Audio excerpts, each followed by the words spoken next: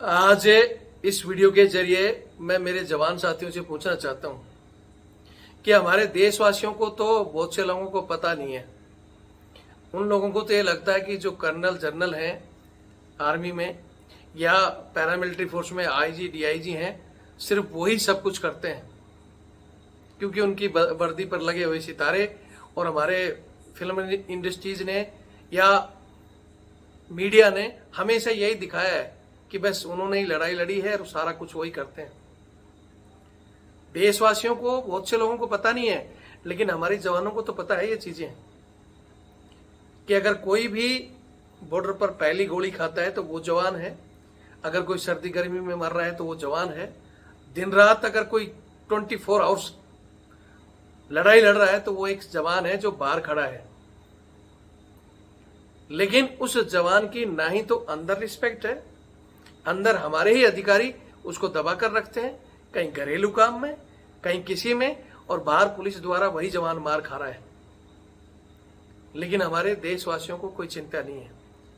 मैं देशवासियों को ऐसे कहना चाहता हूं कि वो जवान जिसको ट्रेनिंग पर लाखों रुपए खर्च करके देश सेवा के लिए तैनात किया जाता है कि वो आपकी देश सेवा करे, और वो जवान देश सेवा का जज्बा लेकर जाता है, लेकिन उस जवान से देश सेवा नहीं करवाकर कोई घरेलू काम करवा रहा है, कोई उसको मार रहा है, और आप लोग फिर भी सिर्फ तालियां बजा रहे हो। फिर मैं कह रहा हूं कि देश की जनता को तो छोड़ो, लेकिन हमारे खुद के जवान इस चीज को नहीं समझ पा रहे। और इन सब की आवाज अगर कोई खुलकर उठा रहा था, रविंद्र फौजी। मैं भी, मेरा आधा जीवन मैंने इसी देश सेवा में लगाया है। देश का एक जवान हूं, लेकिन मैंने सिस्टम से चलते हुए एक चैनल बनाया और चैनल पर अपने जवानों की आवाज को लगातार उठाया। और उस आवाज को उठाने से कुछ ब्रिटिश मानसिकता के अधिकारियों को लगा कि रविंद्र फौजी हमारे सहायक बंद करवा देगा, हमारी मैडमों बच्चों के गाड़ियां बंद हो जाएंगी, यानी इनका फ्री का सिस्टम और इनकी तानाशाही खत्म हो जाएगी। इसलिए मेरा वो चैनल बंद हुआ। कि आप लोगों को पता नहीं कि रविंद्र फौजी कौन है और किस लिए लड़ रहा है? सबको पता होते हुए भी, लेकिन रविंद्र फौजी के ऊपर एफआईआर हुई, रविंद्र फौजी का चैनल बंद किया, रविंद्र फौजी को धमकी दी, इसलिए सब अंडरग्राउंड हो गए। बस हो गया शहनशाही आपका खत्म, आपका खत्म हो गया। लेकिन मैं लड़ रहा था पहले भी, आज भी लड़ रहा हूं और आगे भी लड़ूंगा। और अब मैंने उस चैनल को की लड़ाई को सुप्रीम कोर्ट में पहुंचा दिया, और ये भगवान का शुक्र है, पहली बार मैंने इतिहास में देखा कि हमारी 22 अगस्त को चीफ जस्टिस ऑफ इंडिया ने हमारे केस को एडमिट किया, सुनवाई की, और उसकी तारीख आगे दी थी 14 अक्टूबर। और पहली बार 14 अक्टूबर से एडवांस होकर डेट अब हमारी 12 सितंबर आ चुकी है, यानी एक महीने पहले ही डेट आ गई। यानी वो भगवान हमारे साथ है। आज इस वीडियो में मैं पूरी अपडेट दे रहा हूं, लेकिन भगवान हमारे साथ है। लेकिन भगवान कहता है कि आपका साथ तभी होगा जब आप एकजुट रहो। तो आज वीडियो में सबसे इंपॉर्टेंट चीज क्या छूट जाती है कि क्या रविंद्र फौजी अकेला इन लोगों से जीत जाएगा, या तो रविंद्र फौजी इस लड़ाई में भगत सिंह की तरह कुर्बान हो जाएगा, तब हजारों रविंद्र फौजी, हजारों भगत सिंह पैदा होंगे, या फिर ये जीते जी मैंने जो सपना देखा है जवानों की आजादी का, जिनको आज भी गुलाम समझा जा रहा है, अगर चाहते हो कि मेरे जीते जी ये सपना साकार हो तो मेरा साथ दो। क्योंकि इस लड़ाई में अगर हम हारेंगे तो सिर्फ और सिर्फ बजट की वजह से, क्योंकि मैं भी टाटा बिरला नहीं हूं और ना ही मेरे से जुड़े हुए टाटा बिरला। ठीक है, बड़ा आदमी कोई हमारा साथ देगा नहीं, और इस लड़ाई में मुझे बजट की जरूरत है। अगर बोलते हैं ना कि थोड़ा थोड़ा सब सहयोग करोगे तो मजबूत बजट से हम इन लोगों से लड़ सकते हैं। लेकिन बजट का नाम सुनते ही वीडियो को लोग यहां से छोड़ देते हैं। जिनको छोड़ना है छोड़ दो, बजट नहीं दे सकते तो आगे का वीडियो देखकर पूरा शेयर कर देना। नया चैनल हमने बनाया है, इससे लोगों को जोड़ दो, कुछ नहीं कर सकते तो। मुझे पता है आपको डराया धमकाया जाता है, लेकिन अगर बंदा कोशिश करे ना कि मैंने किसी भी तरह रविंद्र फौजी की मदद करनी है, इस चैनल की मदद करनी है और जवानों की मदद करनी है, तो करेगा। और करना है तो मेरा नंबर है 8290354513 82 90 35 45 13। ये मेरा फोन पे और पेटीएम से जुड़ा हुआ है, और ये मेरा बार कोड। साथियों, मैं फिर कह रहा हूं, हम लड़ाई जीत सकते हैं, और ये लड़ाई जवान वर्सेस भ्रष्ट अधिकारियों की है। मैं हमारे जो अच्छे अधिकारी हैं चाहे वो सेना के हैं या पैरामिलिट्री फोर्स के, उनको कहना चाहता हूं कि ये लड़ाई अधिकारी और जवानों की फेस टू फेस लड़ाई नहीं है। ये लड़ाई है एक सच्चे हिंदुस्तानी की, हिंदुस्तान के उन जवानों की जो अपना खून पसीना बहाकर टर्निंग लेकर देश सेवा के नाम पर वो वर्दी पहनते हैं और वो चाहते हैं कि हम देश सेवा करें। और बहुत से अधिकारी भी चाहते हैं। आज एक बीएसएफ के बड़े अधिकारी ने इस चीज को क्लियर करके हाई कोर्ट में लगाया है कि पैरामिलिट्री में बंद होना चाहिए। और मैं चाहता हूं कि मैं इसको सुप्रीम कोर्ट में जो हमारा केस चल रहा है ऑलरेडी ही, क्योंकि इन लोगों ने मेरा चैनल बैन किया और बैन करने के बाद में जब ये सुनवाई हुई तो जज साहब ने कहा कि ठीक है हम आपकी सुनवाई करेंगे, और अब जज साहब ने इनको नोटिस भी भेजा है। तो मैं तो चाहता हूं ये आए और ये देशवासी पूछें इस सरकार से, इन अधिकारियों से कि भाई आपको ऐसा क्या हुआ कि एक जवान का चैनल बंद करना पड़ा।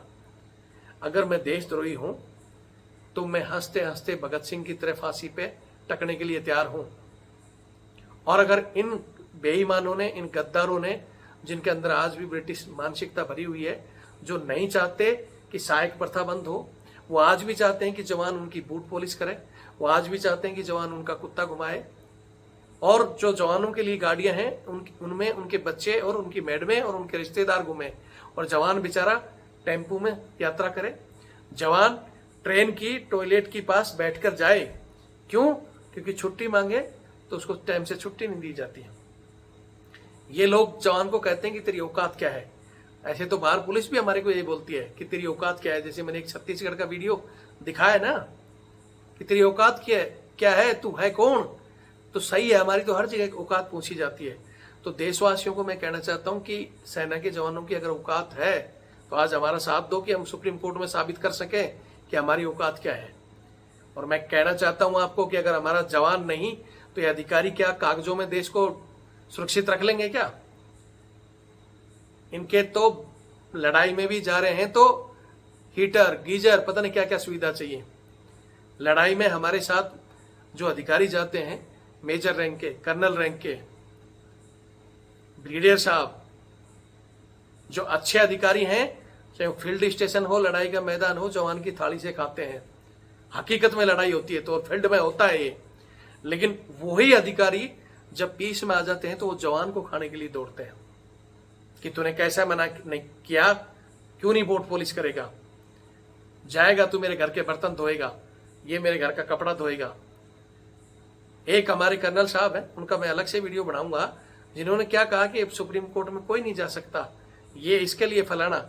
उनका फिर मैं कह रहा हूं इस विषय में, आज मैं उनके लिए नहीं, उनके लिए अलग से बोलूंगा। हमारे जवानों को कहना चाहता हूं कि अगर आपकी कोई लड़ाई किसी ने लड़ी है तो वो सिर्फ एक ही आदमी है, रविंद्र फौजी। हमारे बहुत से और भी साथी हैं, मैं नहीं कहता कि मैं ही हूं, बहुत से और साथी हैं, लेकिन अब वो सब चुप हो गए जो खुलकर बोलते थे कि हम भी इस सिस्टम के लिए लड़ेंगे। मैं उन लोगों को भी कहना चाहता हूं कम से कम ये मेरा वीडियो तो आप अपने चैनल में डालो। आज किसी भी चैनल पर, किसी मीडिया पर कोई आंच आती है तो उसके सारे लोग उसके साथ खड़े हो जाते हैं।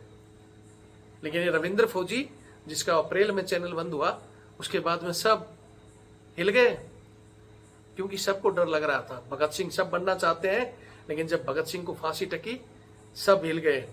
लेकिन वो भगत सिंह ही था जिसने हंसते हंसते फांसी कुर्बान की थी, और ये रविंद्र फौजी भी हंसते हंसते, अगर सुप्रीम कोर्ट फांसी देना चाहे तो फांसी टक जाएगा।